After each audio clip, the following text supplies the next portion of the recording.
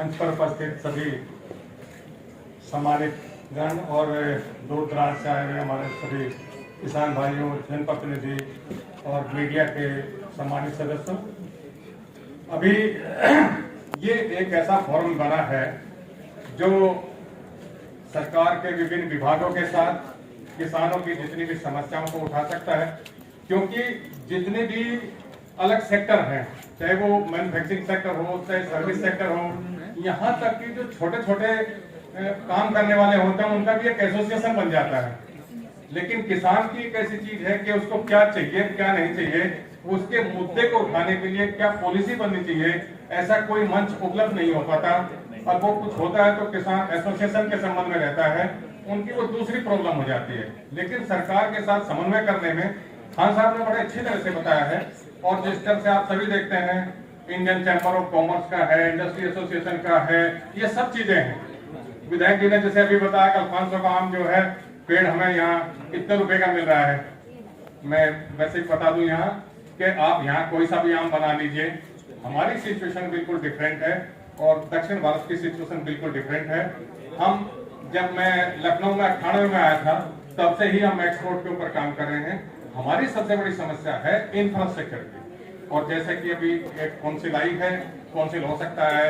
अभी मैं खान साहब की थोड़ी सी जानकारी बता दूं, भारत सरकार ने 120 करोड़ रुपए का यहाँ एक क्लस्टर का बनाया था, जिसको सैंक्शन किया गया था, मैंगो क्लस्टर। पूरे प्रदेश में सब जगह अलग अलग बने थे, यूपी में एक मैंगो क्लस्टर के रूप में लिया गया था।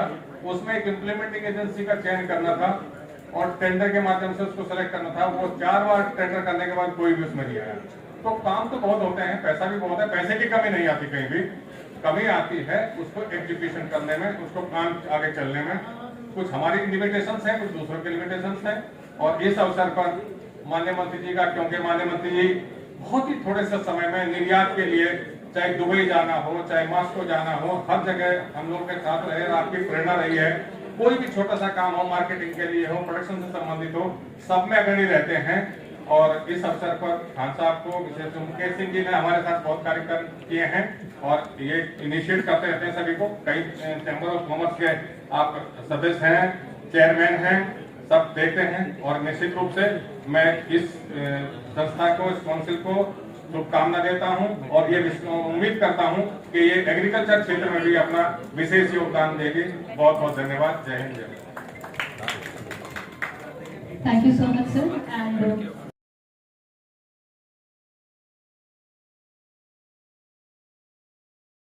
काउंसिल की पहली बैठक कर सकते हैं, तो एक तो ये है।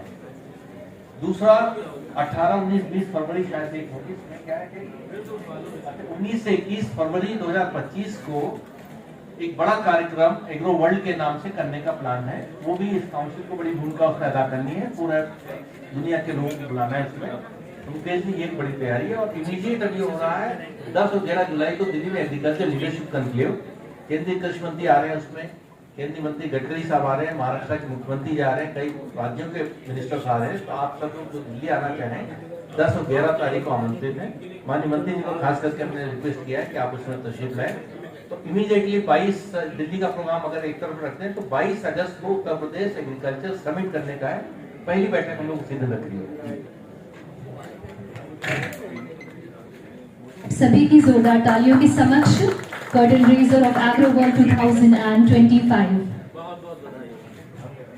Many congratulations to all the council members and to each and everyone who are connected with this board.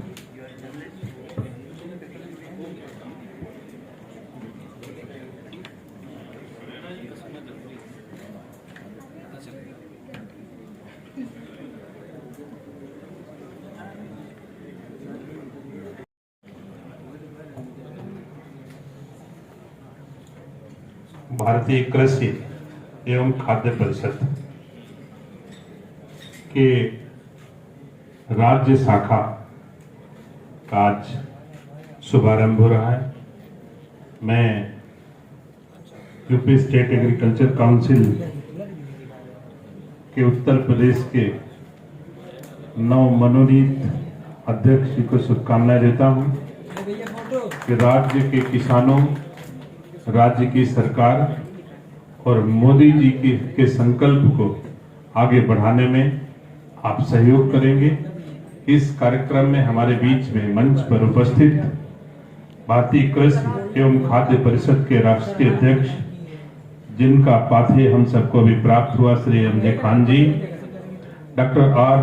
Viswanathan जी जो हमारे ICAR के वैज्ञानिक हैं, और मुकेश जी ICFA के चेयरमैन, हमारे डायरेक्टर विजय बहादुर द्विवेदी जी, हमारे छोटे भाई और जौनपुर से विधायक भाई रमेश सिंह जी, बड़े भाई जिन्होंने हम सबको भारतीय जनता पार्टी के गुरु सिखाने में अपनी भूमिका का निर्वहन किया, जिलों के जिलाध्यक्ष से रह करके तमाम दायित्वों का निर्वहन करते हुए हमारे बीच में उपस्थित है आदरणीय वीरेंद्र सिंह जी, सहकारिता क्षेत्र में अहम भूमिका निभाने वाले हाफेड के चेयरमैन आदरणीय लवलेश सिंह जी,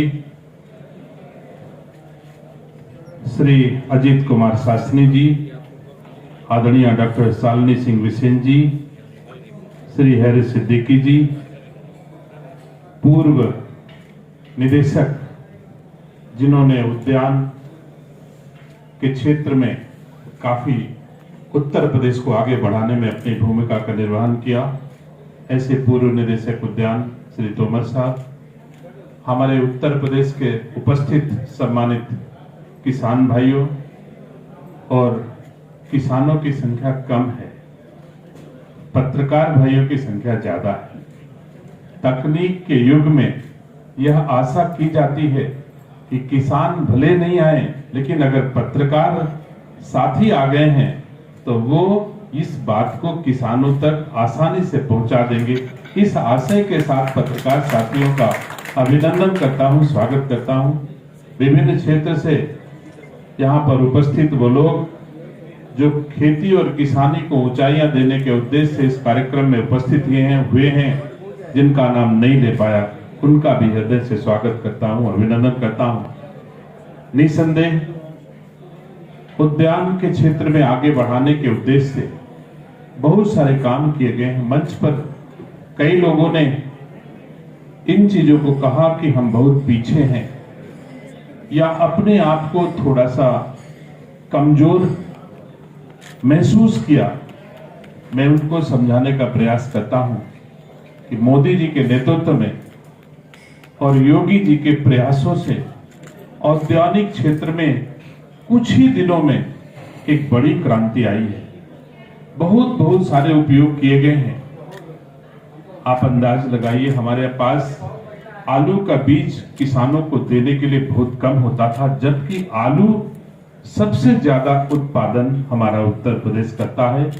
इसके लिए पेरू से एक हम लोग संस्थान की स्थापना करने में सफल हुए हैं। पेरू की एक शाखा है, क्या नाम तोमर साहब, इंटरनेशनल पोटैटो सेंटर हम आगरा में स्थापित कर रहे हैं, जो दुनिया में सिर्फ उसकी एक शाखा है चाइना में, और दूसरी शाखा उत्तर प्रदेश के आगरा में हम स्थापित कर रहे हैं।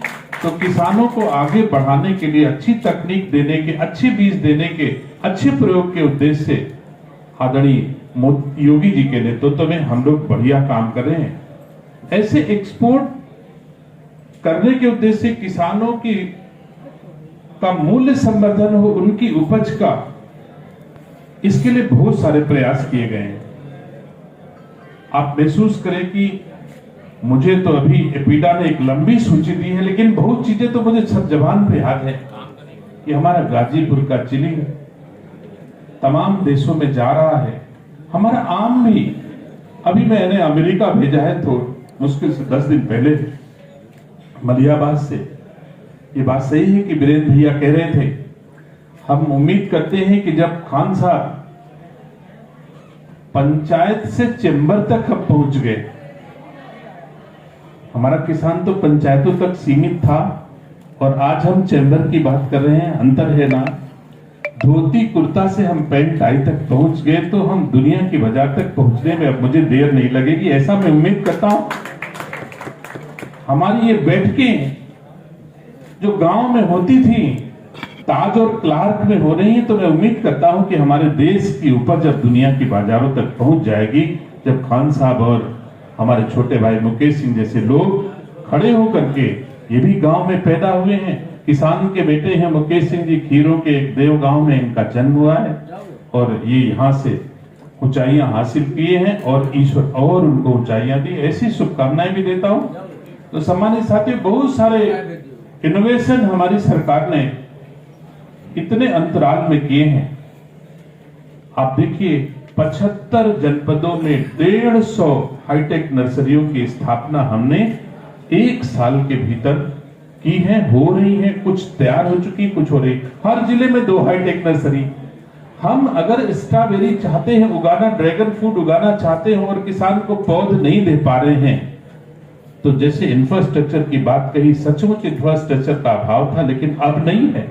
आज की तारीख में हर जनपद में 2 नर्सरियां जो हर क्लाइमेटिक जोन के हिसाब से सीडलिंग्स पौध तैयार करके किसानों को पहुंचा रहे हैं। स्ट्रॉबेरी की खेती हमारा किसान कर रहा है। आप पता लगाएं, मिर्जापुर, कुशीनगर, बाराबंकी में 1 एकड़ में अगर पारंपरिक खेती हम करते हैं तो 40,000 का धान और 40,000 का गेहूं एक किसान पाता है। हमारे एग्रीकल्चर के भी भाई बेटे हैं, हार्टिकल्चर के। और अगर हम स्ट्रॉबेरी की उपज मिर्जापुर में उगा रहे हैं अथवा कुशीनगर और बाराबंकी में तैयार कर रहे हैं, तो हम 20 लाख रुपए 1 एकड़ में उपज का मूल्य ले रहे हैं। आप कितना गुना हो गया, आप हमको बताइए। ये इस 2 सालों में हो रहा है। स्ट्रॉबेरी उगाई जा रही है। अब हम स्ट्रॉबेरी, चूंकि स्ट्रॉबेरी की पौध बड़ा दुर्लभ विषय है, कुछ लोग हमारे यूपी के किसान या तो दुबई से मंगाते हैं या पूना से थोड़ा बहुत मंगाते हैं, बाहर से आती है वो पौध। अब हम उत्तर प्रदेश की हाईटेक नर्सरियों में भी देंगे तो ये उपलब्ध होगा, तो निसंदेह देश के यशस्वी प्रधानमंत्री जी की आशा के अनुरूप हम किसानों की आय 2 गुना से भी ज्यादा करने में सफल होंगे, ऐसा मैं उम्मीद करता हूं। बहुत सारे एक्सपोर्ट के क्षेत्र में हम लोगों ने बड़ा काम किया है। हम जानते हैं इंफ्रास्ट्रक्चर का अभाव है। हमने जेवर एयरपोर्ट के पास एक बड़ी भूमिका हिस्सा लेकर के और एक ऐसा पार्क डेवलप कर रहे हैं जिसमें हमारे किसान की उपज पहुंचे, तो चाहे वो सार्टिंग, ग्रेडिंग, ट्रीटमेंट, पैकिंग का कुछ भी काम हो, सब एक पार्क के भीतर ही हो जाएगा और वहीं से एक्सपोर्ट हो जाएगा। ये तो हम आप सब समझदार हैं कि हम लैंड लॉक्ड एरिया में रहते हैं, हमारे पास वाटरवेज नहीं है। मैं गया था दुबई भी एक बार, तो पता चला कि हम तो उत्तर प्रदेश का आम यहाँ नहीं पहुंचा सकते, लेकिन पाकिस्तान के लोग एक छोटी सी जहाज में लादे और से पहुंच गए साहब, दुबई पहुंच गए खट से, और उनका आम पहुंच गया। हमारे साथ दिक्कत थी। वीरेंद्र भैया अभी बात कर रहे थे माल की।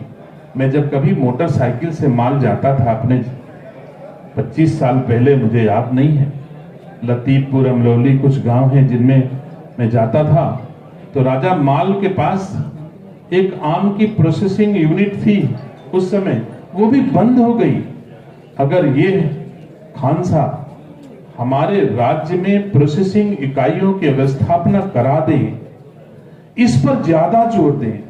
आप कह रहे थे फ्लावर की उपज के लिए और फ्लावर के एक्सपोर्ट की बात कर रहे थे। आप मुझे बताओ, उत्तर प्रदेश के अंदर ही 2-3 देश स्थापित हैं जहां फ्लावर चाहे जितना पैदा करो, कंजम्पशन पूरा का पूरा हो जाना है।